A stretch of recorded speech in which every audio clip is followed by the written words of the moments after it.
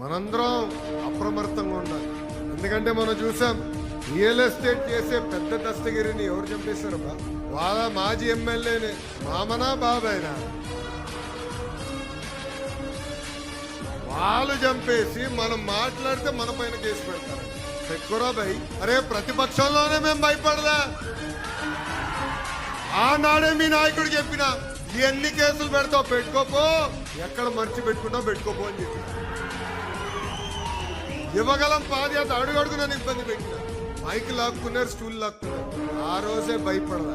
అన్ని విషయాలు బయటకు వస్తాయి. ఆ వ్యక్తి కూడా చెప్తున్నా, త్వరలో నీ టైం కూడా వస్తుందబ్బా. ఎవరైతే చట్టాలు ఉల్లంఘించారు ఎవరిని వదిలిపెట్టే ప్రసక్తే ఉండదు. ఫలానా వ్యక్తి మావయ్యని, ఫలానా వ్యక్తి బాబాయ్ అనుకుంటే ఆ వ్యక్తి కూడా నేను కాపాడలేడని ఈ సభాముఖం ఆ వ్యక్తికి నేను హెచ్చరిక జారీ చేస్తున్నాను. ప్రతిపక్షంలో మన ఇబ్బంది పెట్టారు, కేసులు పెట్టారు.